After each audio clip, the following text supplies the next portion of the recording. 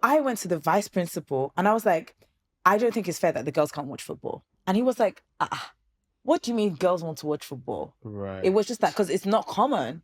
So I go back to us, I was like, guys, we're watching the game. I'm like, so what's the plan? I'm like, I don't know, but we're watching the game. VP said it's going to happen. Right.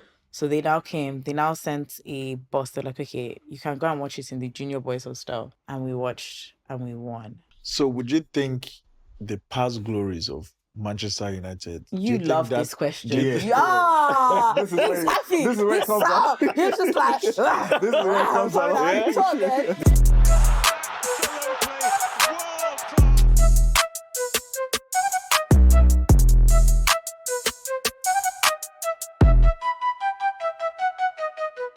Welcome back to another episode of Lounge 11 with Femi and Samco. Today we do have a very special guest. Yes, we do. In our midst. Do you want to introduce our guest? She's we definitely recognize her as First Lady. First Lady, yeah. Number one, Miss Tony. A lot of people know her as Toniverse. Right. So welcome to the lounge. Love to have you. It's been a long time coming. So Yeah. thanks for accepting our invitation. Thank you for having me, guys. What are we calling this one? I never know how to. Is it Dirty December or is it Detty December? Detty. You Detty. definitely Americanize all your pronunciations. Okay, so Detty December. Detty. Detty December. So this is the Detty December edition. We're recording for the first time live in studio here in Lagos. So give us an opportunity to all be together. And so we wanted to get together and talk about it. But before we do that, I think it's important that we at least let the audience know how we all connected. One thing brought all of us together, which is football or soccer, like we call it in America. So you're part of our banter community, right? What do you think of the dynamics of that community? Do you know what? Sometimes I read some things and I'm like, I don't know if you've seen this meme where the girl, she was like the backup singer for imagine she was the backup singer for Tupac when he was recording Hit 'Em Up. Right. And then she's like, and then when it gets to part, he's like, fuck Biggie, fuck this. And she's like, she's like, fuck money. So sometimes I read it and I'm that girl and I'm like, sheesh. But then you guys recover and I'm like, okay, this is really They don't hate each banter. other. Yeah. Okay, we're good. I'm like, are we gonna? But yeah, it's fun, it's humorous. Not everybody's as funny as they think they are. Yeah, that's the way you're referring to. Wow, crazy. Quick shots, Not quick too shots. much on my guy. Not too much on my guy. No, but it's good spirits. Sometimes I'm not with my phone and I pick it up and I see 100 plus messages, notifications and I just come in and put laughing emoji. I'm with you guys in spirits. But it's great to be a part of something like that. I think I've always seen football as something that I've always tried to be a part of it in different ways in my life, and we could talk about that and like further on. But being part of the community is really nice because it's like sometimes it's like I have thoughts but I don't know what they are, and then I see someone said, I'm like, yeah, that checks, and it's not as hostile as like Twitter. It's not as impressionate as it's not as forceful as maybe like Instagram or something or like a TikTok account. So you just get to, it's just people people people you have similar or shared experiences with, and for that reason it's really nice to be a part of. Yeah, that's why we call her First Lady, because one, she can articulate herself in that manner, but two, she's actually the first lady that joined our community, the WhatsApp group. We also host like the Sunday thing where it gets even more intense. Like It does. I go back and I listen to some of the episodes on Clubhouse. I'm like, oh, we were really going at it, right? But I think I've joined a few, and there was one time I joined. I find the right Clubhouse. But yeah, I think we should maybe start with your football story, which I think is really interesting. My football story. I know you at least well enough. I think you spent quite a bit of your time in London, and I know that there are at least 7 or 8 Premier League teams. First of all, what team do you support, associate yourself with? Manchester United. Yeah, so now I'm bringing back my Say it with question. your chest now. I've said it and I'm looking into the camera. I'm looking into the camera to the person that's going to try and say something. I don't want to see any, sorry to her, condolences in the comments. Hold it. I don't want to hear it. Yeah, but what I find interesting, right, is growing up in London, spending all that time in London, they have all of these Premier League teams and even non-league teams. Mhm. That I think that's one of the London probably has the most They have the most representation teams, in the Premier League, right? yeah. And so you could pick any team to support, including Arsenal, and you ended up a United fan. What's the story there? How did that happen? First of all, if I could pick a London team, it would never be Arsenal. Mm. Like Which one was the closest to you? proximity, like Yeah. in terms of like location? Yeah. Brentford now. Brentford, yeah. Brentford, Oh, okay. yeah. Brentford is not far at all. Brentford is my local team, if I'm being real. There's even a show when I was growing up called Brentford Rejects. It was on, I think, Nickelodeon or something, and it was based on like these people that tried out for Brentford and never got in, and it was really funny. It's really weird as well, but yeah. How did I become a United fan? So I've got an older brother who's only 2 years older than me, but when I was younger, okay, no, actually, first of all, a lot of reasons why people pick the teams they support, is because of a single player who is in the limelight at that season, especially when you're young. So like, I've gone to primary schools and I'm hearing kids supporting Barcelona, and I'm like, Barcelona from London, Yeah. and you know they're telling me Lamine Yamal. So it's like, okay, Okay. I'm hearing this like, and this has been a thing that, you know, who's prominent, who's the youngest player that's prominent, or who's impressioning, like who's leaving an impression on the young kids. So that's the first thing. Like, that was very heavy in my household. My mom is an Arsenal fan and my dad is a Liverpool fan. Oh wait. Oh, This is important.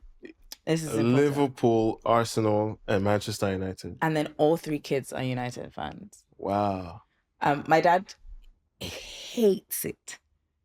He hates It it wasn't because able it's to like, convert any one of them. he didn't think he would have to try to make us Liverpool fans. Right. Because in his day, like, Liverpool were up. Right. yeah. So naturally, he just thought, you know, I love football. I love Yeah. Liverpool. They're going to be Liverpool Right. fans. No. Didn't work out. It didn't work out for him. So going back to my like younger days, when I was younger, people would see me and my brother, and then my parents used to dress us alike. So they'd ask us like, "Oh, how old are you guys?" And my, like, I don't even know what it, enthusiastic about life herself would respond, "We're twins." That's you and So- your brother. Yes. Okay. He's 2 years older than me. So everything he wanted to do, I did, and he loved United. Hey. And he loved United a lot. So I was a United fan. And I remember thinking to myself one day, let me even watch what makes my brother happy. And I was watching the game. And I remember watching Eric Cantona. And like there was a chant, ooh, ah, Cantona, ooh, ah, Cantona. And I was like, I like this. Ooh. So it just, I would come to watch, ooh, ah, Cantona. And then I started watching him play. And like I remember him doing the collar thing, the freaking Hasta La Vista, baby. And he just had this whole thing. And I was like, if you don't stay with me, I'm staying for this party. And I just, you know, there was this lots of, like, United had that swag. They had that Right. aura. Like, it was, like, forget about it being cool to support United outside. For me, I found coolness in United. And I found coolness in bond with my brother. So it was our thing. And then my sister came along, and please, nobody's trying to be like the parents. You're trying to be like your older siblings. Like, so, and she's not even into football like that, but for her, it was easy to be a United fan. Like, it was one of Right. the first things that would connect her to us, because the age gap is quite big. So ultimately, we became United fans. And, you know, I remember my first jersey was a Sharp jersey, like the grey Sharp jersey. That's a Like, I good one, can't huh? forget. Yeah. That was an iconic one. was- Yeah, and it was Very like, iconic, I yeah. had these things growing up. I will never forget one of our birthdays. They gave my brother a United cake. And I was so gassed. I was like, get a United cake. They came out with a Barbie cake. You were twins now. You should have gotten one cake. People have cried though, but the way I cried that day, you would think that no, my cake fell on the floor. They said, boy, it's Barbie. I said, I don't want it. I don't want it. I wanted Man United. Really? I was in tears. I said, after that day, they just said, just leave her. And the thing is, I was also a tomboy growing up. So I know at the point in time, my dad was just like, this guy, you should not go and be lesbian. Because I used to play football in primary school. Like, I Yeah. just really liked football. Right. So it was definitely me copying my brother. But then I liked the the aura of football. I liked the game. I used to watch football. I used to play football. I used to play FIFA. We didn't have a PlayStation in my house because my mom didn't believe in gaming. But she'll tell you now that, no, I bought you a PlayStation. Ask her which one, she will know. She does not know what number. PS1. She Let's does go not with know that what story. number. Yeah. We didn't have, but I used to play FIFA as well. Like, so I just enjoyed football. So at a very young age, it became a part of my life. So, and United was my identity, and alas, we're still here. So they used Cantona song to get you. Yeah, it was Cantona. Yeah. Fully Cantona. But then I liked a lot of other players after that. I remember enjoying watching Solskjaer play. I remember who else? I remember Roy Keane. I remember York. I mean, there was Dwight York and what's this guy's Cole. name? Cole and York. Andy Cole. Watching them play on the Yeah, that synergy. I was just like, come on. Yeah, so it was. These are things that I was just like, when I look back, I'm like, I can't run from the game. You know, it's funny because obviously as an Arsenal fan now, you see Chelsea fans try to create some kind of dynamic there. You see the Spurs fans try to create their own. I mean, there's a big rivalry. We respect that. But I think the one I always respected or like appreciated was the Manchester United Arsenal rivalry. Yeah. To me, that was the one growing up, right? Yeah. Like, you know, the Thierry Henry versus Nistelrooy conversations, the Roy Keane versus Vieira. Even the coaches, right? I think Sir Alex, you know, obviously outperformed Wenger in his time in England, but you'd always have that, right? For you, what were the rivalries that you know, grew up appreciating? So it's so interesting because when I was younger, I never used to pay attention to rivalries. I think it was more like when I got to A levels uni that I was more cognizant of like the hostile energy between teams. And for me, regional ones made more sense. So like Man City, Man United made sense, but and also because City from where, if we're being real. Yeah. But then you look at Arsenal Tottenham, and I loved that one. Like, what do we think of Tottenham? Shit. What do we think of shit? Tottenham, like everywhere they go, they get battered. Like it was just, it made sense. But then the Arsenal United one, I think it was just extreme. Like they were competition to each other, right? But United was outranking. So it was like, where is your foot in this race? Like, really, why are you trying it? But we can't deny that, you know, like you said, rightfully so, you said, Henri, like there was quality in Arsenal through certain players. And Wenger had his time. Like he tried, he did well. So Alex was just Sir Alex, man. Like he was goated. I remember the day when like they announced his retirement. I do, first and foremost, who did not call who?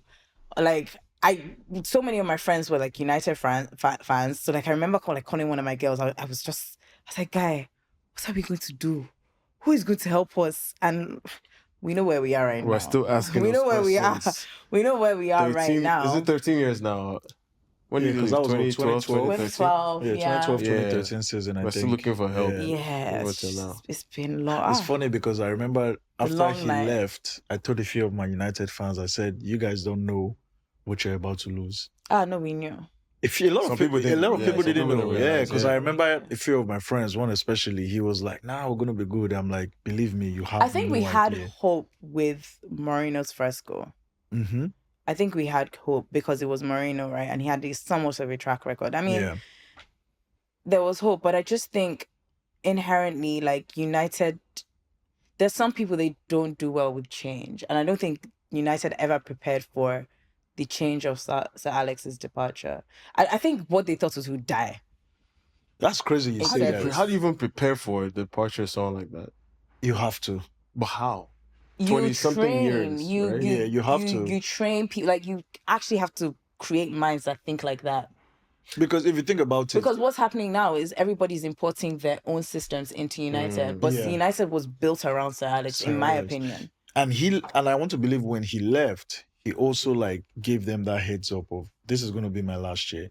If you remember, he tried to do the succession plan with David Moyes and stuff like that. So I think there was a plan, but I think after he left, they just didn't follow that plan. Right. I think that's where Manchester United missed it, because I'm sure choosing David Moyes, a man like Ferguson, like we all know what he did for football, did for Manchester United and all that.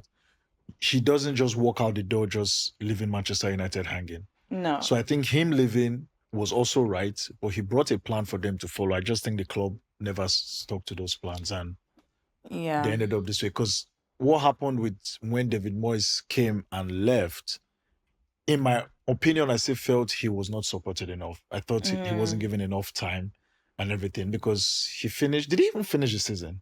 Who was that? David Moyes. Did he finish his first season? I don't think he did. I think that's when they brought in the they brought in a temporary manager. guy, Giggs or something. Might have been Giggs. Yeah. So he didn't even finish the full season. And if you remember some of the interviews he's had, the kind of players he wanted to bring in, like the Fabregases and stuff like that, they just never made it. Gareth Bale. So it's like there was actually a plan, but I just feel they just didn't follow through, and everything went south from there. I have Pep as my personal goat as it relates to like managers and stuff. But one of the gripes, or if you could find a shortcoming against Sir Alex Ferguson, is that it doesn't look like there is a tree of Sir Alex Ferguson. You look at Pep, you see all these other, the Artetas, the Marescas, even the Enriques, and so on and so forth. Now, when you look at Sir Alex, for as long as it was there and as successful as it was, it's hard to find like this guy came off that tree. But wasn't that where Solskjaer was supposed to be? Yeah, but that's one player, right? Like, and so I feel like we should have seen more over time. I agree. But I think definitely I have him as top 3. Some people feel like that's an insult, but I think it's top 3. Sir Alex is top 3. Yeah. Yeah. No, some people think he's number 1. Which he's my number 1, but I can hear reasons for why he might not be somebody else's. Yeah. Right. Yeah, but if he's not in your top 3, then sorry, please, I beg. Those are my top 3. Yeah. Before we move on from rivalries, right? You talked about Arsenal, some of the regional rivalries, and even the competitive rivalry between United and Arsenal. One that I hear brought up a lot, and honestly, for the life of me, I've never been able to understand it, is the northern one, the United versus Liverpool. Do you like, what's that about? So for me, I was born into it in the sense of my dad being a Liverpool fan and me being a United fan. So it was just there in the household. I didn't know it lived outside my household. So when I realized it was a thing, I was like, oh, this is something. Yeah. I think it's a wider regional one, right? It's where they are. They're up north. You could. Who's going to lay claim to that region and everything? And Liverpool had the success for the longest time, and then United came in. So I guess it was kind of like, you're not king anymore. That sort of stuff. So it's like the student becomes the master almost kind of vibe. Like, keep quiet when I'm talking kind of vibe. Like. So I think that's where it came from, because I don't know that it exists. I actually don't know much about the history of football rivalry, and I have 2 friends that I know that if I call them and ask any question regarding football, like, they will tell me everything. One's a United fan, one's an Arsenal fan, oddly. But yeah, like they cue me in and they clue me up on stuff like that. So we have the shortlist for our next guest on Lounge 11. Fantastic guest. But they're Lagos. One comes to ATL frequently, so we can make it happen. We can make it happen. All right. So the other day, a lot of our banter people were in town, so we linked up for the watch parties. So it was a good chance to see the rivalries kind of come together. And the banter in real life, 3D. What did you make of that experience? Because we did 2. We did the Arsenal Wolves. Yeah. I don't think we were present for that one. Then with the United Bournemouth was very interesting. Great game. It was a good game for a watch party. It was it made for a fantastic game for a watch party. Yeah. I'll give it to United for being entertainment, and I'll give it to them for not entirely embarrassing me, because they gave me moments to dance in response. And me too. I mean, Bournemouth did that, not United, but I guess United were just but yeah, it was good. I think watch parties are fantastic. Watch parties are how we met. Yeah. Right. That's right. Go back to my story about football. I remember being in secondary school, and this is 2008, and it's United Chelsea, 2008. That is correct. It's that game. Yeah. And we were in boarding house, and it's me, Ivie, and my friend Tenny, and we're like, we really want to watch this game. Like, And we're like, we want to watch in hostel. They're like, nobody's watching it in hostel. Girls are watching. I don't know what they're watching. And we're just like, this is not fair. The boys are watching this. I'm watching like, this. boys were gas. Yeah, Night game. And I was like, no, wait, we have to watch this game. We have to watch this game. So I went to the vice principal and I was like, I don't think it's fair that the girls can't watch football. Yeah. And they were like, so what do you want? I was like, I want to watch the game. And he was like, I was like, you have to make it happen. I was like, because I'm with Was it like a school policy or just like a unspoken policy? It was just an unspoken policy. Yeah. It's like, what do you mean girls want to watch football? Right. It was just that because it's not common. Right. Like, okay, what accommodations can we make for you? Because we didn't even have super sports in our hostel. Mm. Do you get? So it was just, what do you want us to do for you? So I was like, we have to watch the game more. So I go back to hostel. I was like, guys, we're watching the game. I'm like, so what's the plan? I'm like, I don't know, but we're watching the game. VP said it's gonna happen. Right. So they now came. They now sent a bus. They're like, okay, you can go and watch it in the junior boys hostel. Okay. Just one boys hostel. And it was me, Tenny, Evie, and one other girl, Jenny Chaka. And we watched and we won. You know what they call Are you talking about the Champions League final? Yes. Yeah, okay, yeah. And you know what they call fulfillment? Yeah. In so many different ways. In I so remember many that different game ways. I so felt much. But then it was also the atmosphere of a watch party. Yeah. And I was like, this rocks. Like, watch parties are my thing. And so I was always interested in watching football with people for that reason. So like naturally, there's a watch party, me there. Like I'm signing up, sign me up. So like the group chat being in town, it made sense for me to like pull up like there's no question. Okay, United is playing. I was very brazen. I wore my jersey. You did something though. You brought some other United But I people. also you came with some backup. backup. What? You brought backup. What? You came with Only some me and Joey, backup. please. I was like, nah. Recruiting forces. You What? came with some good backup. But that's the thing, and it was also good for them because like watching football in Lagos with people is very different from watching football in London. Like going to the pub, Yeah. all right, mate. Like it's a very different. It's Right. a great energy as well, but Yeah. it's a different kinda, experience. yeah, And then I love it. I mean, I remember I did a watch party with some of my friends for World Cup. Was it Euros? Oh, We do Euros. Like we just like anywhere we can, and it's Yeah. just pull up, man. It's always fun. I mean, like when I think about growing up in Nigeria, actually, maybe that's where the banter thing even came from. Yeah. Some of my favorite experiences were going to, I don't know if they still have that. I think they do. Like viewing centers. The viewing centers, yes, Viewing yes. They centers, still you go, do. yeah, you pay They like, still I don't do. know, 15 Yeah, on the mainland, Yeah, yeah, they on still the do. Yeah. Man, those things were they toughen you up, man. Yeah. Like because you hear all Mid game, someone said with your head like this, move they your toughen you ass. up, man. You know, so Yeah. no, that's fun. We should definitely do one more before everyone leaves Yeah, town. before You can do everyone AFCON. I can't take any other team.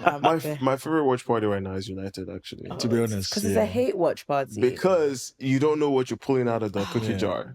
Like it could be anything. Because everyone feels the same way. Even when we did the one of Arsenal Wolves, like That was tough. The game was very edgy. Arsenal scored. We all thought we won, and Yeah, I don't that know was where they tough. brought it back 1-1. And Yeah. imagine watching that with a sports fan. Shout Oh, out to man. Wale.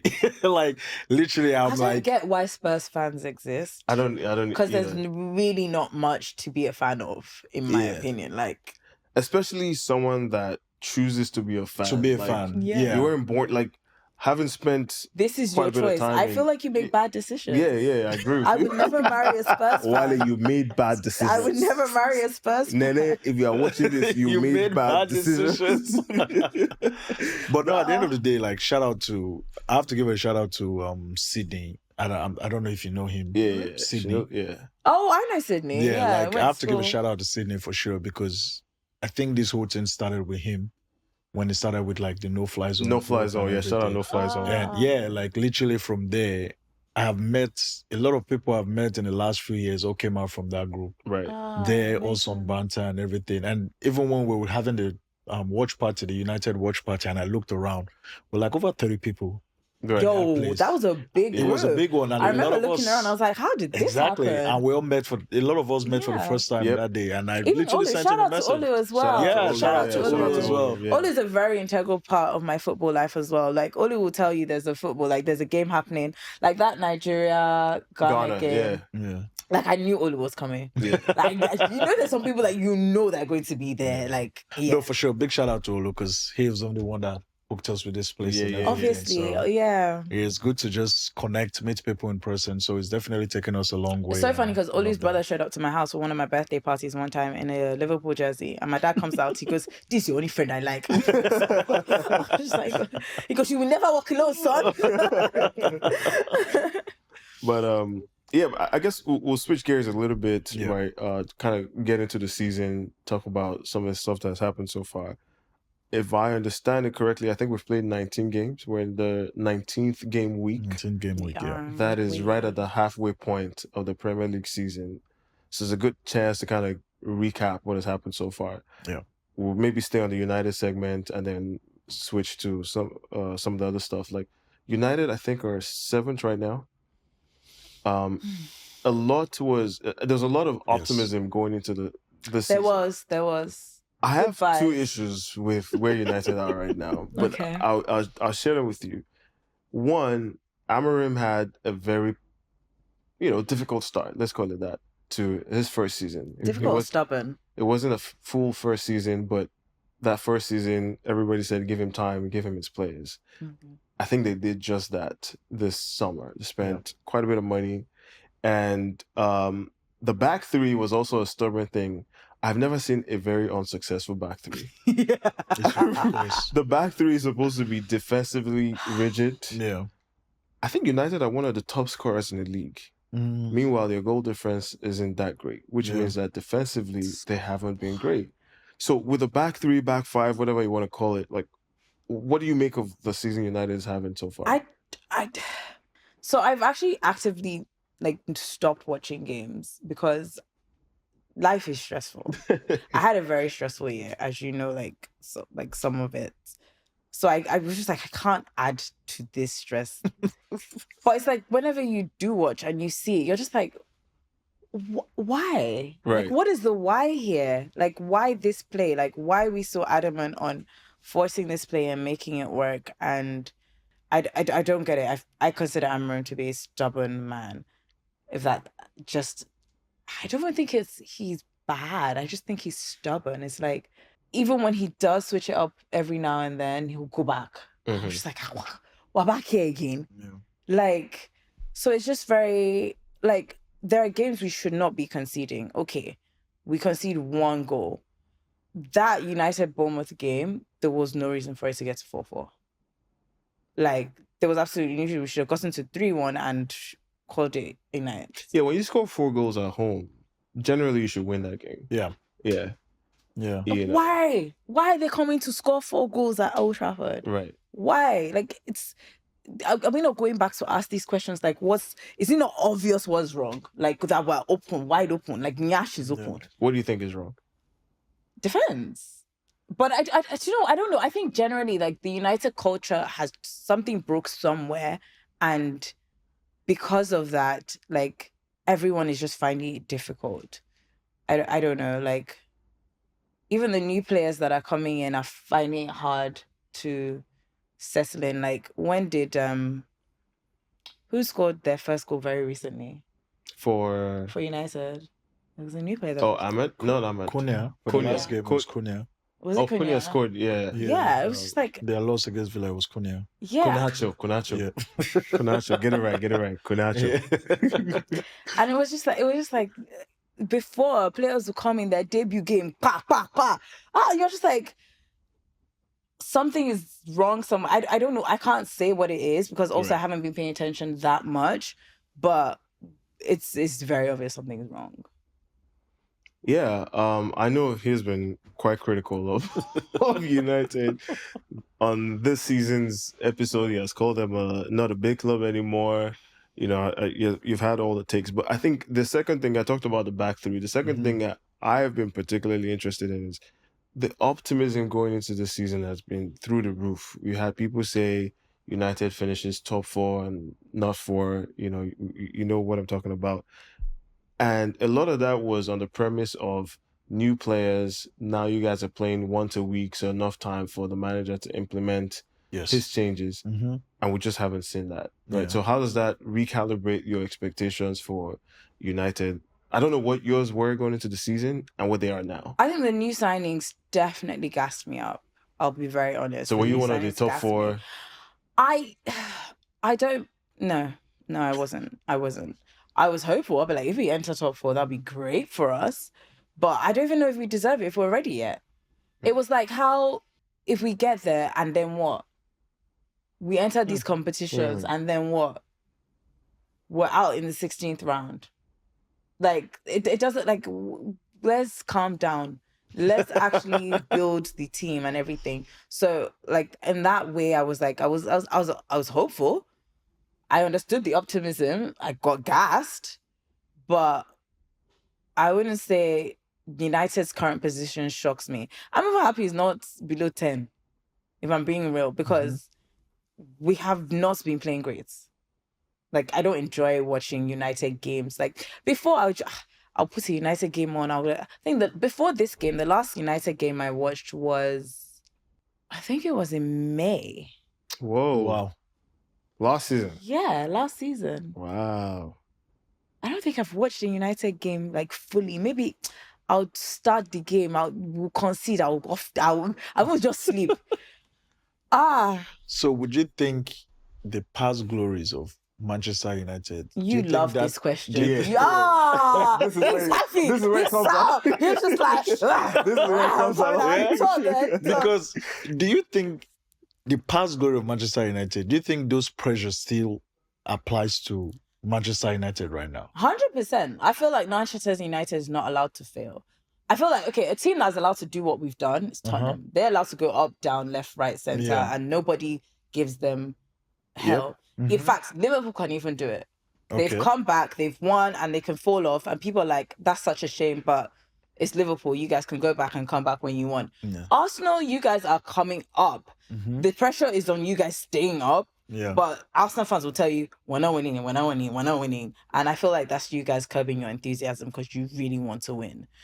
But most definitely. But United, I feel like because of what United has become, and even just like outside of football, the culture, like the global presence, the brand presence and everything, there's so many eyes on United. Like, it just, when you speak about football culture, it's still a big team in that way. Are we playing like a big team? Hell no. Look, somebody was like, one of the girls that came to the watch party, she was like, sorry, BOU, is that Bournemouth that's beating you guys like that? I was like, stop talking. But yeah, we're not playing like the big team. But absolutely, the pressure is there for United to be that big team. And I feel like, and then obviously with our regional rivals being City, who... that hasn't helped. Yeah, it just doesn't help. I wouldn't say City are allowed to fall, but if they do, everybody's happy. I don't really know that many people are excited for City's uprising. Like, it's not a spoken thing, but City's everybody's up. Everybody's just like, City are big. Like, please leave this game. But yes, I think absolutely the pressure's there. So would you think Amorim would be that guy to get you guys to the next phase? What is the next phase? But that's a question for Manchester United, because I don't think they are willing to go through whatever phase it takes to get back to the top. I think they just want to paper over the cracks and just get back to where they were before. They're not willing to work.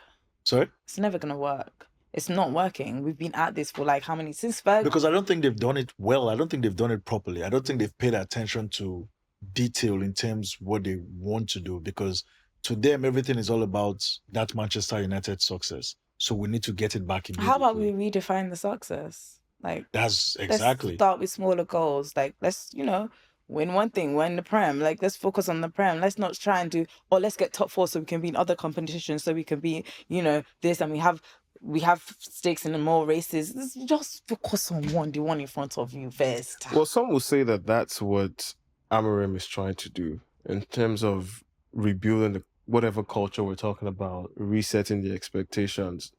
Do you agree with that? I don't know. To be honest, I don't know. The reason I asked the question is United is a very fascinating case, right? They're 7th. They finished, 14th or 15th last year, right? Yeah. So by all accounts, there is some element of progress. I personally do not expect them to be fourth, even though I'm an owner. I don't expect them to be in the top four because I think that would be a big single season jump if we ever seen one like that, right? Going from 15th last year to fourth or third or whatever the case might be. But if United are in and around the top 6 positions, I think that would be a good season. And that's exactly where they're landing right now. But somehow still fans are not like they still expect more than yeah, that. there's like you know what it is? It's because it doesn't feel constant. It feels like at any moment we can still drop. Correct. Because why are we conceding these goals? Why are we dropping points? Like, there's just no consistency in it. It's like, yeah, we're 7th, but we're only midway through the season. Mm-hmm. We don't have anything that's showing us that we're going to stay 7th or go up. Yeah. What we have is we're potentially going to drop points and end the season at 11th. Still better than 14th, 15th, but not significantly better. And I think that's what the pressure is. It's like, we don't see this like, we don't see anything that's like indicating like there is. I see. And that's why I feel they're still going in circles. Because I look at Ruben and what he's done so far. I rate him. I used to rate him. But what I've seen, I think also the whole pressure from United, the culture and everything, I think he's not able to go through it. And I think you guys are still going in circles again. Because I think they're going to have to change this manager sooner rather than later. And then you're starting the full circle all over again. Because everybody always goes off, new manager, we're in a review. I'm not really... You're not seeing the review. I'm not Amarin out. I haven't said that this year. I haven't said it this year. I'm definitely Amarin in. Yeah. I'd rather him stay. Yeah. Of course you can. I'd rather him. I haven't said it this season. Only because, I mean, is the glass half empty or half full, right? We're 7th. And yes, we don't really see any consistency that's going to keep us there. But we're still 7th. Like, there's still something. Yeah. And I don't know, but I personally feel like football has become harder. Mm-hmm. Like, in general. Yes. Like, I don't know, everyone's gotten better. Yeah. Mm-hmm. So, like, even while United has gotten worse, it's harder for them to catch up because everyone has gotten better. I agree with that. So I'm like, yeah, you have a lot to do. So if you're doing this in a harsher climate, then maybe you're actually doing okay. So I've this year I haven't said Amarim out. Well, that's all. The risk... And not to say that I won't say it's this season, but I haven't said it yet. I'm halfway through. Just so it's clear, I'm Amarim in again. But the risk that I personally see with Amarim, I think, like you said, if you look at what Man United have done, it's not like the end of the world. Like they're 7th. After 19 games, you can start to trend out that this is probably what they're going to be. I think what's concerning to me is how he has handled the young players, right? Obviously, Garnacho's been let go. Rashford was forced out. Sancho probably brought those problems upon himself. Yeah. And so rightfully so was let go. But free Sancho, I think the one that is really intriguing is the handling of Kobe Mainoo. Kobe Mainoo was supposed to represent what United could be in the future, and now we're looking at a situation where he probably leaves the club on loan. At least that's what reports are saying. If you can't keep your young players, how do you rebuild? Is where I'm coming from, right? So what do you make of that? That's a very good question, especially academy players.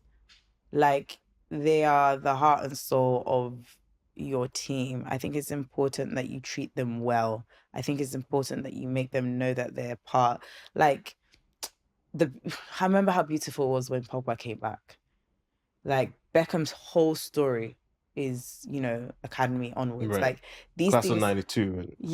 These things are important. And what then happens is there's a decline on the shaping and making of these players, because people are not going to want to come to United's academy because, what it used to be was we grow here, we play here, and we reach this sort of like world phenomenon status. Like that's what it meant to be in United. But at this point, I don't know that there's that traction. And I think it's sad that, the young players aren't given the time. But I maybe that's just his system. I don't know. See, people do things that you can't explain. And this is one of them to me where it's like, I don't know where you're going with this. Like, we were all excited for Maino. Like, we were. And he's an exciting player. When He's an given English the opportunity. international, right? So there's definitely some talent there. Yeah, he's exciting to watch when he's given the chance. But I don't know. One of the comments that the manager has made was that he's going to have to fight for his place with Bruno, which I think is a bit, well, I don't know if it's unfair, because if that's what it is, that's what it is. Now, Bruno in the last game, unfortunately, has gone down injured. Probably going to miss a few games.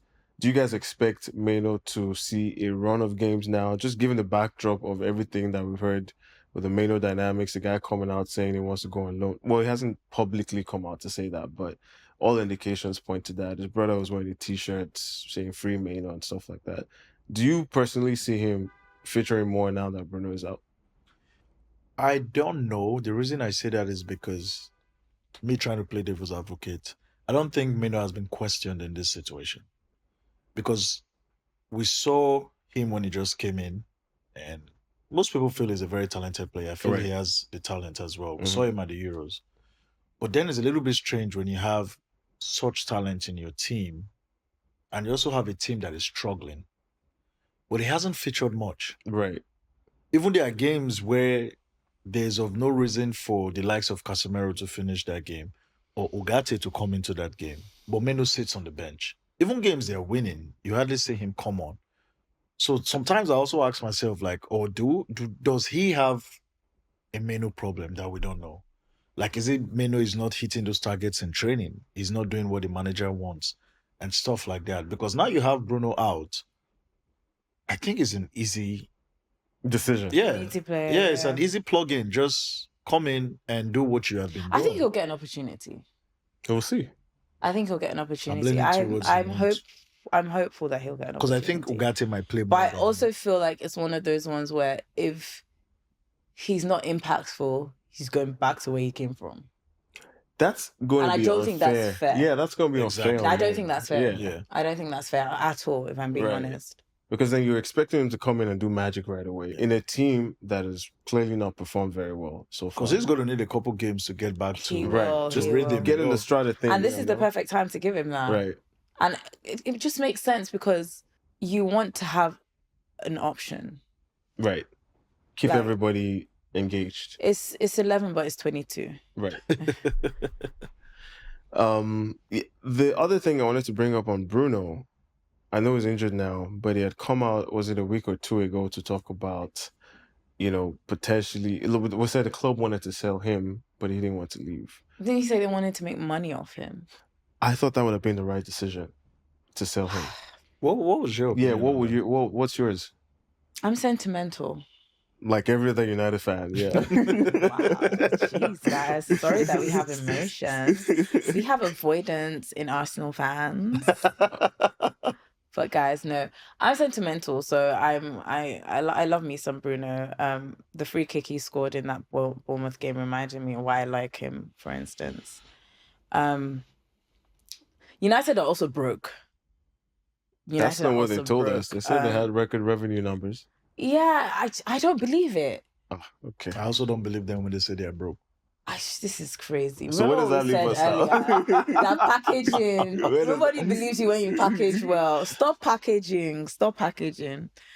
Like, I don't think United has the money they think they have. I don't know that their revenue is doing as well as it used to. I don't know. I haven't looked at the numbers, so I can't say for sure. But I think in that way, like... But then also it's like... Bruno is making mistakes now. And some of these mistakes are costing us. So it's like... I don't know. Would I be sad if Bruno goes? Okay, let me change it. Would I be happy? No, I won't be happy. But would I be sad? I don't think I'll cry.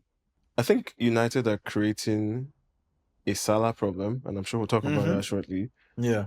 For themselves and Bruno if they're not careful. The reality is Bruno is going to be, 32 by the start of next season. And at that point, every contract becomes expensive. Yeah. And not only does it become expensive, you're giving a contract to an aging player, right? So Bruno probably signs a 2-3 year contract at this point. That means a 35-year-old player, when you should be rebuilding, commands the biggest salary in your cap or whatever it is they call it, right? And at some point, he can't play every game anymore. Now, how do you bench a player like Bruno Who's your captain? who's your captain to make room for a player like Mano or somebody else to play? I think the reason I think they should have sold Bruno is not an indictment on Bruno's abilities as a player. It's more so the economics of it, right? At some point requires you to do that if you're going to truly rebuild around Amorim. I mean, what would be an alternative? You sell Bruno, you bring, because that's the only asset that they have. Yes. When I look around that team, I don't think there's a player you sell today that generates you upwards of 70 to 80 million. I'm sure 50. somebody will call some names. I don't think there's anyone, but I can't think of 50. one off the top of my head. Yeah, and we 50, see that sorry. because Sorry. How much did we pay for Mbeumo? No, that's what Yeah, you but that's paid to what get you him. paid No, to I'm just get asking him. how much did we pay? Was it 65 or something like that? No. It was closer to 70 because I think Cunha was 60 something. But the point is, headache. those I don't think you're looking to even flip a player like Mbeumo or Cunha. Yeah. You're maximizing what you can get out of them. Yeah, 100%. To the point where it's time to renew contracts and they're 30 plus, and then you're now in that let them go for 30 or whatever the case might be. You see that because Garnacho was, I think, the biggest sale that they had recently. And that was barely like, 30 something? Yeah, it was barely 40 million. Yeah. And the reality of today's football is you have to generate sales, or at least generate revenue. And if you're telling me that they're broke, that means they have to do it through player sales. Rashford would have been a all pure profit. We know where he is today. Yeah. Right? Sancho, 80 million, can't even get him off the books. Anthony, 80 million, can't get him off the books. Right? So where is the player sales coming from? You have to bite the bullet, sell a player like Bruno, not because it's a bad player. I don't want United fans coming for me, but because it allows you to truly rebuild, right? You put that money into the resources into players and positions that, could help the team moving forward. Because at some point, if it's not this season or next, you're going to face this Bruno problem again. Yeah. And sometimes I think even letting go of these big players, I think is also another step in the right direction for your team too. For the evolution of the team, like yeah. you said. But I think that's the thing about United. There's almost always a star player, right? And that's been part of the United story. way. Mm-hmm. Yeah, so I feel like maybe that's part of why. I don't know. That sentimental factor. Yeah, but when personally, I don't think we need a star player. I think we need good. But that's the thing. I think you quality, guys, like, we talk about that rebuild and everything. Yeah. I think there's a little bit of fear of, if Bruno leaves, where does that leave us? Yeah. Believe me, someone is going to step into those shoes. Right. Yeah, there's still a pool for United now. Like, there's still a pool. People still think. For what kind of players, though? The United pool. I always hear because that. you also need to understand that if you say there's a pool for United, right, you also have to look at the buyers in that same market, right? I mean, the international pool not so much anymore because we're not in the other competitions right now. So let's hold off on that. But I think if United does decent enough this season, it puts you back on the map, right? It's like, okay, and I think letting go of Bruno would signal we're ready to change. I think that's what that would be. But I've said this, I don't think United is ready to change. Yeah, I don't think they're ready and for that reason, I feel like they will hold on and squeeze Bruno. And then we'll have a Salah problem. You see. Mark my words, we're going to have a Salah problem. Yeah. Please, can you prove this man wrong? I don't like my enemies dancing. I suffered that day. No, but you can't think about people danced. Yeah, I didn't know people had steps inside them. At me, bro. You say at me. But I mean, let's not beat the United horse too much more than we have already. So I think we'll go to the avoidance column. Like I heard your little shade, the little jab that you drew. We had the watch party with Wolves, and since then it's been Wolves, Everton, and then just last night we played Crystal Palace. Yes. None of them have been really convincing, to be fair, but they've been all wins. Looking at the season right now, right, 19 games in, 2 points off, City chasing down. Is this the position you expected Arsenal to be in at this time of the season? No, but close. Okay. No, in the situation of, I think we all went into the season, especially when you look at what Liverpool did in the summer. Everyone expected Liverpool to keep ahead, going, yeah, of everybody. Not a lot of people believed in Man City. Remember, we talked about it from the beginning of the. I said, when you have a manager like Pep Guardiola, you never put anything past them. He knows how to make average players become really good players. And now you're looking at a manager that has quality players that can make world-class players. Right. So when you look at those two teams in comparison to that of Arsenal, I didn't think we'll be where we are right now, but I felt we were going to be close. Right. Yeah, that was it for me. In terms of the last 3 games, I watched that of Palace again, actually. We actually played well. We actually played well. The only problem was we just didn't finish our dinner. Like, we had chances upon... Like, that first half alone, I'm like, what's going on here? Palace weren't even good, right? But that of Everton and... Who was the other team we played? Wolves. And Wolves. I don't think we had as much of a good performance as we did against Palace. Yeah, I don't look for... What do you call it? Yeah, the poets here now. When you're looking for, easy wins or something. Yeah. I don't really... I see it a bit differently. Really? Yeah, because the end justifies the means. At the end of the day, you got to win. Exactly. Like, you have to go out there and do what you have to do, right? Because we're only saying this today because we won on penalties. If we got knocked out yesterday, the entire narrative changes. It becomes the conversation about Arsenal, flatter to deceive, right? You do all of this and you come out with nothing. Towards the end of the... So I think you want to see a little bit more ruthlessness. Exactly. I think that ruthlessness is also driven by the fact that the teams that are behind you. If you let up, they're going to take it from you, right? I don't know if we watched it together. The Man City West Ham game. Yeah. They played before. We played Everton, yeah. And there was no doubt in anybody's minds that Man City were going to batter the hell out of West Ham. And that's exactly what they did, right? And so you see what the team you're up against, your competitors are doing. You have to expect the same from yourself if you're going to go over the hill. I have a question for Arsenal fans. And it's... So you said you didn't expect you guys to be where you were. Where did you expect you guys to be? In terms of the title race, I felt we were going to be close. In terms of, like I said, with what Liverpool had done. Do you think you guys are going to win the season? Yeah. Do you think you guys are going to win the season? Yes, I do. Okay. That way you book my... I'll book my next trip. I just feel like I talk to us and so many are just like, yeah, we're not winning the season. It's clear. Well, it's clear as day that you guys are in the race. Well, no. Of course. Like, it's not, I think a lot of Arsenal fans also have PTSD, which you can't blame them for.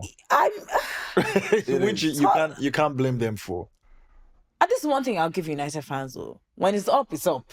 When it's up, when it's down, it's down. When it's down, it's down. We still got to act like it's gonna be up. Yeah. I think Arsenal fans are similar in that way. Like, because all the groups used to be, they're the loudest. Maybe everybody. I'm shooter from the hip. But that's where the problem is, when they've knocked on the door a couple times, and it's ended up with nothing. So I think that's where the fear is. I mean, when I went into the season, my prediction, I think, was Arsenal second or third. I can't remember. I had Liverpool and City. And then I switched it to third. But then I switched it to third. No, so who did you have top 3? So top 3, I had Liverpool, Man City, Chelsea. Yeah. Okay. But I mean, I hate Chelsea, by the way. Sorry, keep going. The Chelsea, I don't take Chelsea. I don't believe. Okay, can I just say this? I don't believe black people in the UK should support Chelsea. That's a different agenda. That's a different agenda, but yeah, that's a very different. My Liverpool take, I think, was rational enough. Right? Yeah, the defending champions, they spent record amount of money in the transfer window that we've never seen before. They broke the British transfer record twice in the same window. So when you see a defending champion go on to do that, it's hard to bet against them. With Right. the quality they With the brought in, quality not that just they even already had, the right? quality they Yeah. brought in was different. Nobody knew that Verse was going to have the first half of the season that it's had so far. And then City, I think people discount the fact that City finished last season strong. Yeah. The last 10 or 12 games or whatever, they were really good. Yeah. And so you still have that manager, you still have Haaland, who's one of the best, if not the best striker in the world right now. And then I thought that there was going to be some exhaustion from Arsenal. You just three times you've come second. Yeah. I think it's mentally exhausting. Even as fans, it's exhausting. So let alone the players. How do you pick yourself up? Even the manager, exactly, and go one more time. So because of that, I thought it would have been a difficult season to, finish first. Obviously, there's plenty to go, but then you see Liverpool, the challenges that they've had, and then we've navigated the injury crisis, which I think we're still in the middle of one, and you still find yourself where you've lost, 2 games, and drawn 2 in all competitions. I think that's enough for Arsenal fans to have some hope that this season could be a different. bit more confident, guys. A lot of them won't. I booked my tickets. I'm saying this to other Arsenal fans: be a bit more confident. I think a lot of them will get confident. It's unconventional to say this as a rival fan, but you guys deserve this. United's finally given our advice. You guys deserve it. United fans. Yeah, be confident. Don't be an avoidant. If there's one thing that gives me confidence this season is literally the squad. It's very robust. Yeah. Yes. That's the one thing that I know is given because a lot of people don't even realize there's something for everything. Yeah. And we have whoever you're playing, you guys have a recipe. You have a recipe for that, yeah. And we've actually had more injuries this season than we had last season. A lot of people actually don't know that. Interesting. But it's hard to identify just because of how robust that squad is. Yeah. So someone's out, someone's in. Yeah. Quick. One of the big signings. Tire change. One of the big signings or the major signings for Arsenal. We signed quite a bit of players, to be fair. Yeah. But going into the season, everyone was clamoring for a number 9. Yeah. And we signed Gyökeres. Mm-hmm. And you've seen how he's performed so far. Yeah. People giving him some stick. When you look at the numbers, it's not as bad as we've seen some other strikers across the league, but maybe it's not as great as would have imagined. Yeah. Do you think that there's an issue with Gyökeres fitting into this Arsenal system? Yeah. Or should Arsenal adapt to Gyökeres? I think it goes both ways. Okay. I think he needs to adapt, but I also think we need to adapt as well because like you already know, I was a big fan of him even before we signed him. Mm-hmm. And if you watched him at Sporting, he's a kind of player that likes to run the channels. Mm-hmm. He needs the ball played towards his feet. A lot of people think because he's that big, bulky guy that he's a guy that does the hold-up play, the link-up play. That's not his game. He wants the ball in front of him and not his back to goal and stuff like that. So I think he needs to adjust, but we also need to adjust. And if you remember, I've already asked you the question. I said, are we beginning to see or think that Mikel might have a striker attacking problem in terms of the players that we have? Because a lot of the attacking players are not doing what I expect them to do.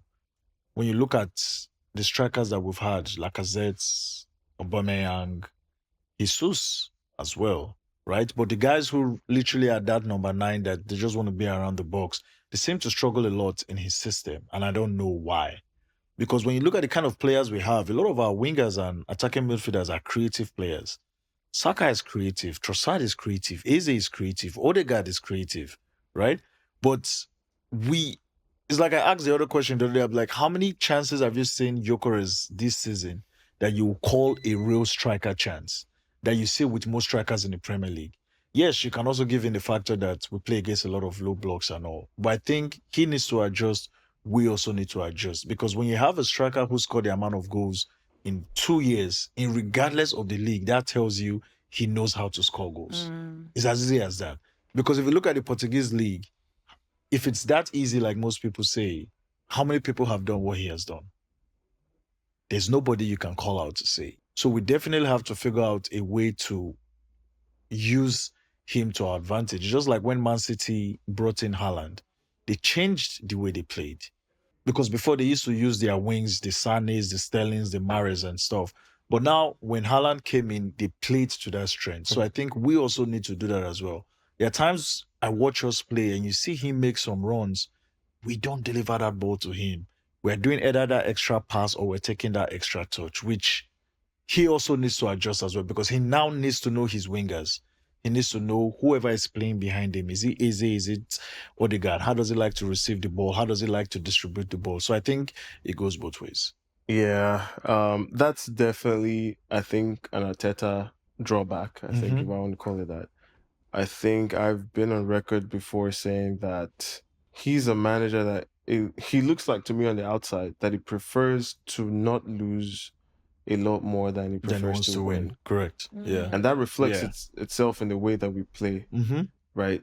For as long as Arteta is a manager and if he continues to play this way, I think we'll continue to be one of the best defensive teams because his preference is first to give nothing away to the opposition before you go in on the attack. And what that creates is you don't play as vertically, right? You kind of want to push your opponents back to the their box. But then it gets crowded, and so someone like Gyökeres becomes almost ineffective. He doesn't find as many spaces. So I think I don't know if I've seen enough. Arteta, this is what 6th year at Arsenal. Yeah. So you kind of already know what you know, right? So except you can teach a dog new tricks, I think this is what he's going to bring to the party. And Gyökeres, I think, would probably continue to struggle if nothing else changes. Yeah. I think there's also personnel problems. You know my thoughts on Odegaard, which I probably won't get into too much detail here. But if we don't have players who can... You see the Man City goal that we scored, the Martinelli goal. Yeah, the Martinelli one, yeah. I was just talking to my brother the other day. If Odegaard had that ball, I don't think we scored that goal. Yeah, he won't do that. That is a pass. And those are the things that need to happen to unlock players like Gyökeres, which I think are missing right now. Yeah. In terms of Arsenal, I'm not even sure. I think Kai is back. Yeah. I saw those videos yesterday. I was actually shocked. I texted at the beginning of the season to our banter group that we are going to have a Kai Appreciation Day coming up.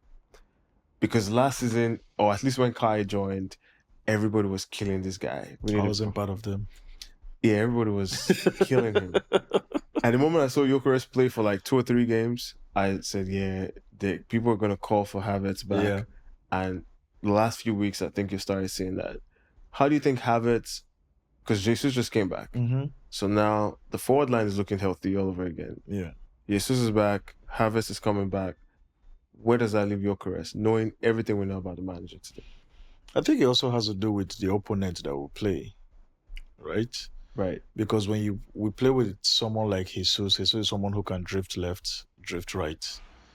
So he's very much fluid in that front. Right. In terms of Gyökeres, I don't think he's the best against a low block. I agree. Havertz is the kind of guy who can drop in deep, playing as a number 10, playing as a number 8. He can also move forward and all. So I think it really depends on the team that will play. And that's how he chooses who goes up front. A successful season for me for Gyökeres, by the way, is that he scores more goals than Sesko in the Premier League. Full stop. That's all I'm Sesko. Why Sesko? I have an ongoing, I have something ongoing with United fans, Sesko. But I think Gyökeres is going to hit the ground running though. Okay. Like I said, there are just some guys you just know, like when you know how to put the ball at the back of the net. Yeah, it's just putting him in those positions. That's just what is left. So he's still finding his feet. I think so, but I think we have not helped him, and he hasn't helped himself as well. How much time is enough time? However time you give Sesko. But let's be honest though, because I think it's a very great question, because I think now we've made football is a little bit too. We're trying to make it so black and white these days, right? So instant. Yeah, it's like, this guy has to hit the ground. But this is why I said it's harder now, because you have so much talent now. Yeah, but this is what it is, guys. No, I mean, this is what it is. It is. You have to play within the confines of what it is right now. Right? You sign up to play in this time and day. Because everyone just expects, if they pay this type of money, you should adapt within this. Look at Isak, for example. He's been in the league. He was killing it for at least 2 years. It comes to Liverpool, he's still struggling, but this is someone that knows the league. I think we have a problem. Like, being good enough is transient, right? If you're not good enough right now, you're not good enough. And if you get better, fine, we'll have that. I think Isak has not been good enough. right? And people Because have different adjustment periods too. that's what makes it not That's what I'm enough. asking. Like, how long is enough? How much time? I Because mean, most times I give them a year. Yeah. I think if you come in with expectations, you have to try and meet those expectations. Yeah. That's just what it is. But that's where the transfer fee comes in play. That's right? what creates the Yeah, expectations. those are what come. But I normally try to give them a year because let's use Isak for example. When he played for Newcastle, he's not playing low blocks, right? Now he's playing Liverpool where 80, if not 90% of their opponents are all sitting back. So where is he going to find those space to? Well, then that becomes a recruitment problem, right? For who? For Liverpool. Yeah. How is that a recruitment problem when they just want Because to get if the you best? and I sitting here can say that 80% of the time they're going to play low block, Yeah. if I'm recruiting, it seems obvious enough to me that whoever I'm recruiting should have the skill sets to play against a low block.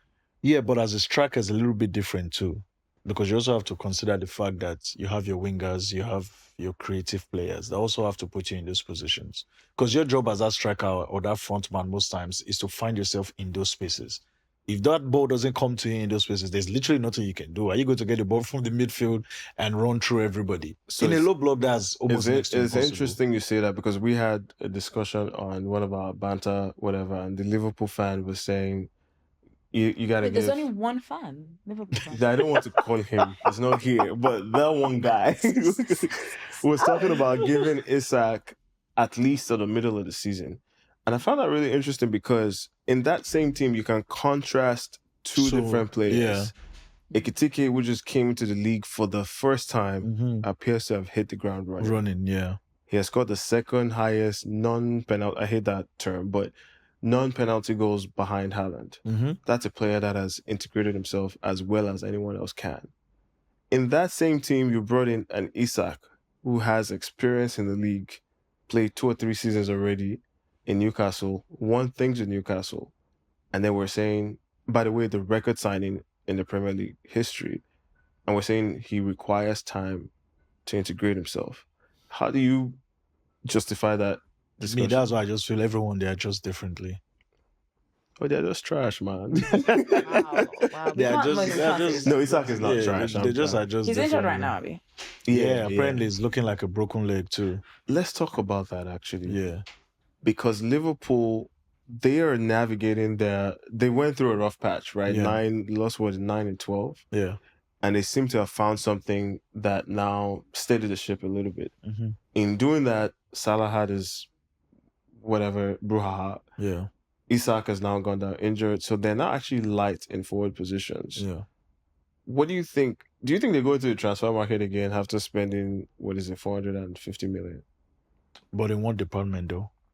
I think for them, in terms of transfer market, I only see midfield and centre back. The biggest need? Yeah. I think those are where they should concentrate on because you're going to have Salah back by end of January. Isak, yeah, he's not going to be back. So maybe a winger. But defense and midfield, I think those are the first 2 places they need to get to. Because now I think they are down to Konate and those Van Dijk. I think Gomez is injured as well. Oh, is he? Yeah. The young kid as well I think that one is pretty done for the season. Yeah. And with the amount of games, we're getting into January now. You're having the FA Cups. You're bringing Champions League is coming back. And they're still going to have that 2 extra games. So, yeah. If they have to, centre back for sure is number 1. You talk about Salah coming back. I don't know if we know that for sure. Did you see the Salah debacle? After getting benched again, it was benched for the first time in his career. The one at Anfield. 3 games straight. Yeah. So after the game at Leeds, he came out and basically it was put on the ring lights. Yeah. just went crazy. Yeah, I think I remember that period. Yeah. Do you guys think he makes it back into the team? I think it does. I think they're in a position where they have to find a middle ground. They have to. Yeah. If they can sell him, they should. But if he's back, he does make it back into that team. Yeah. Yeah, but the condition for coming back would be that there are discussions around him getting back into the team, I would imagine. But who's taking his position? They don't have anybody to take his position. Yeah, only because someone's injured. But if you're Salah, that is leverage in your position right now. Yeah. He has so many. Yeah. Yeah. But I do feel like, I do see where you're coming from the like, if they can sell him, sell him. Yeah. But don't sell Bruno. I didn't say don't sell Bruno. Okay, I said I'm sentiments. sentimental. Okay, you did say that. If you can sell Salah, sell him. But when he's back, you think about it like, yes, he's old, he might not have the legs, but their entire attacking force right now, especially with Isak out, all of them together cannot produce what Salah produces. Let Salah enjoy AFCON. What- Let him enjoy AFCON. And you don't even have anybody that comes in to even feel to do that to do the job. Yeah. So it's like you really don't. It's not really. They don't have anything else to push him in terms of like, oh, nah, there's nothing. There is no replacement. Yeah, So he there's comes nothing. back. Yeah, he comes back. He should come back. Yeah, he comes back. I can see a pathway for him not coming back, but I do agree that Yeah, he comes back. Highest, given- play him closer to Ekitike up top or something and find, All right. back. What teams haven't we touched on? I don't think we touched on Chelsea. I don't think we touched on. We don't need to talk about Spurs. The news going around today is the Semenyo thing. I think you broke that on our group chat. It was like 2 minutes. Chelsea were interested in Semenyo. Yeah. Chelsea are not in. interested in anything that has a pulse. So Tony might get a contract now. Go play for Chelsea. I don't really Actually, you said care Black, for yeah. Chelsea as a team. I really want to know it's this story. wild because my granddad was a Chelsea fan. Yeah, my granddad on my mom's side, and then my grandma. The family is really It's just all over the place. Chelsea, Arsenal. Well, not Arsenal, right? Liverpool, United. Did you say that was an Arsenal? so your mom was My Arsenal, mom's right? Your mom was an Yeah. Arsenal. I like your mom anyway. So yeah, Chelsea. She has not watched a football game in like 5 years. It's okay. We'll take her. But yeah, I'm almost like hesitant to ask you Chelsea reservations because you said no black person. No, it's just weird. Chelsea have a very racist vibe to them, and Okay. then if you lived in the UK, you definitely felt it. Yeah. For me, it's just very much one of those ones I can't ignore. Like I can't support a team and ignore that. So it's just really weird. And not like, especially when you live in London with it, and it just would not be my go-to team, and they're just not that great. Yeah, you have to respect what they've been able to do. Like they would say they've won every trophy that there is to win. That's great. And they're probably correct. Fantastic. But see the thing about great. Chelsea, Chelsea reminds me of, when the rich people are gathering and that Yahoo boy wants to enter and say, I'm part of this discussion. No, excuse me. You say party? Yeah, that's how I see Chelsea. How do you think this is? Yeah. So, but the Semenyo thing, I think City appear to have come in now to want to swoop that transfer. At least as of the time of this recording, all the reports are suggesting that Semenyo probably ends up at City. Mm-hmm. How does that even play out for the rest of the league, guys? Maybe it doesn't concern you as per, not really. It doesn't. Not from down where we are. Not from down there. Not but from you can down offer, there. as a new noisy it's not- neighbor, you can offer some perspective. We're not in the run for winning the season, so we know our lane. But you're right. It's a good question because City are already loaded. Everywhere. Like, what more do you want? You have Everywhere. every topping on your ice cream. Yeah. Everywhere. I'm not even sure where. Like, They probably have they have to offload like a Savinio or someone to But make that's why I like Manchester City. efficient. They're Yes. very efficient. efficient. Like whatever They it cover all takes, grounds. whatever it takes to win, Yeah. they are willing to do it. Yeah.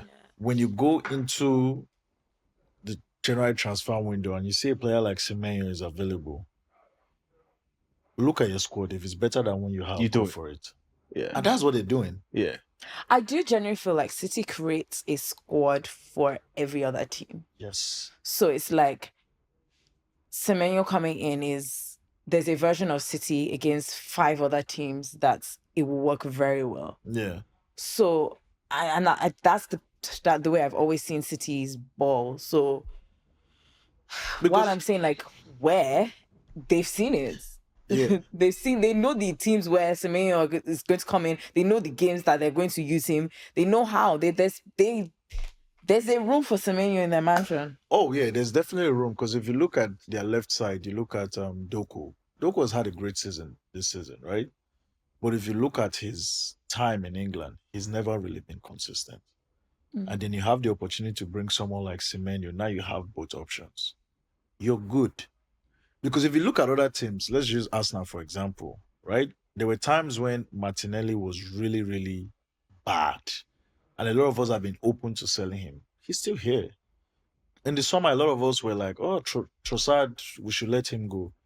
He's still here. But Man City don't wait for that. Yeah. They just go and they get it done. Yeah. Right?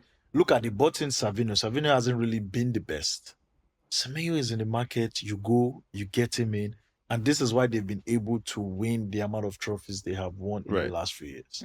So it's a brilliant, because if you ask me right now, will I take Semenyo? 1,000%. Absolutely. Like 1,000%. But now, Man City, they're already there and it's done. So, yeah, I have to give them big credit for that one. Well, so I guess that takes us into, we talked about the first half of the season, expectations for the second half. If City do get Semenyo and you have Arsenal finishing first, what does the table play out like? What does the rest of the league play out for this season from your perspective? In what way? So Semenyo obviously strengthens City, right? They're only 2 points off right now. That presents a huge risk to Arsenal winning the title. Yeah. Do you How still see? can Arsenal strengthen? There we go. And strengthening Arsenal right now is really difficult. And the reason I say that is because if you want to strengthen Arsenal right now, if you are not, I need someone that is better than what we have. Like I said, when you look at Doku, you're bringing Semenyo. I need someone that is better than what we have. I'm not looking for squad players right now.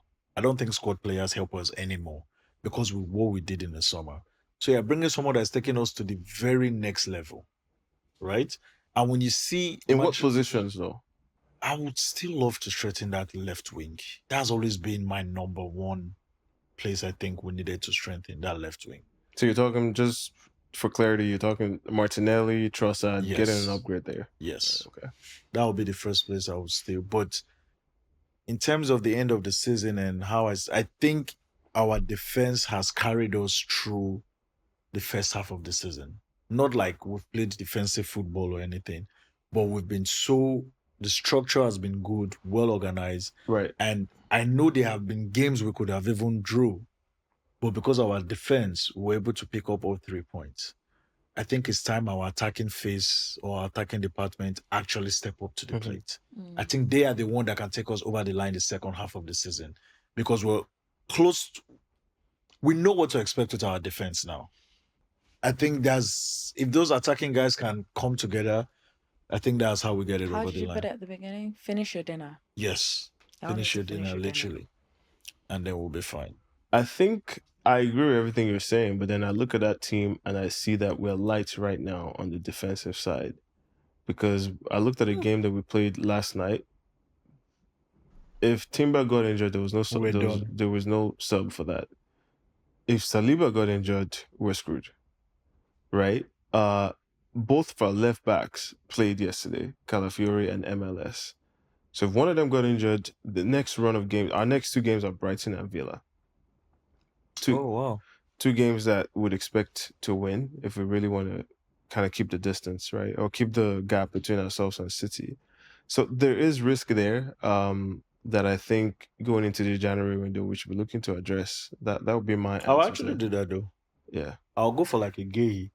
that would be a big move. Yeah. But you see, that's what I'm saying. You see the way you say it's going to be a big move. Yeah. That's the kind of player I'll go for. Because we just connected to Man City. Yeah. They have Doku, he's doing well this season. Semenyo is available, they're still there. Yeah. United. How do we go from 7th to whatever? Let's leave it like that. I don't know. I feel like maybe this half, this second half of the season, I'll try and watch a few more games. You should. Yeah. I find it easier to watch games when I'm in Lagos, to watch football when I'm in Lagos, to be honest. Because timing.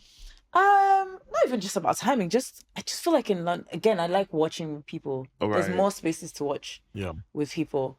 The chances of me watching on at home. I don't even have. Do I have DSTV? I don't have anything. There's an set up. app, but I'll tell you. I have stuff. I have an app on my laptop. First of all, my laptop is never working, so I'm not using an iPad. So it just feels so long. Just but to like get to see in games. general, so but I can catch a few more games and I will see.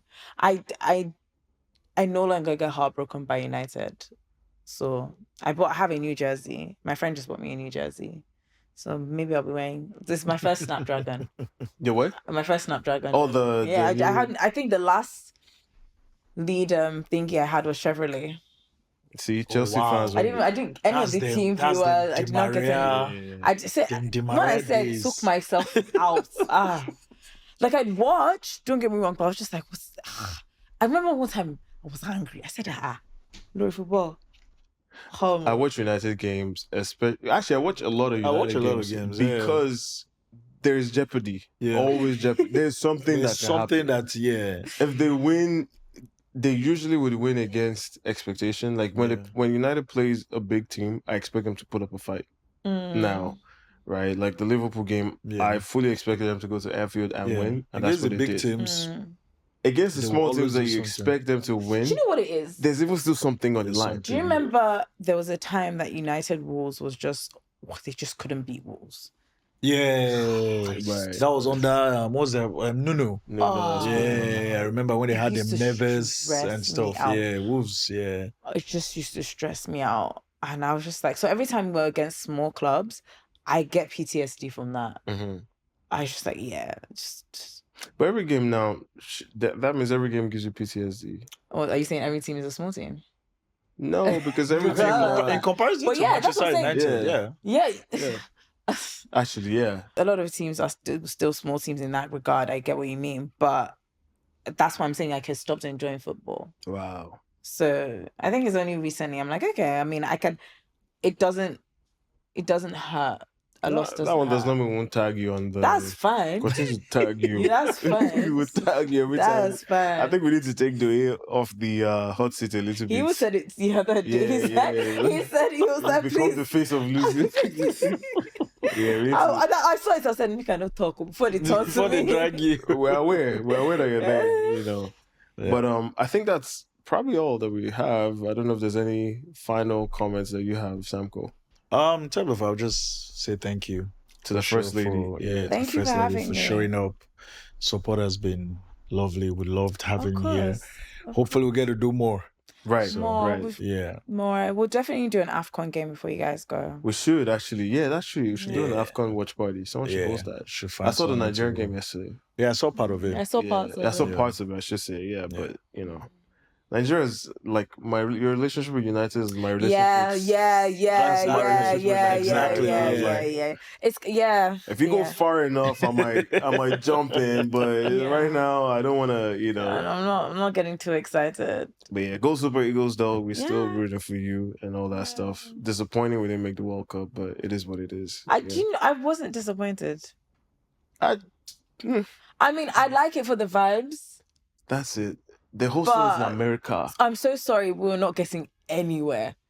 You know the back door we are trying to enter. They're still trying to do back door. And they're still that Congo or whatever. Stay where let's just face our AFCON. Let's just face our That's probably a good place to end. That's a good place to end. Let's just end it. I don't even want to start giving myself. Yeah. Rooting for you in the AFCON. So yeah, thank you very much for joining us in the lounge today. So enjoy this one for sure. Yeah, it was great. Thanks for having me. All right, we'll call it there.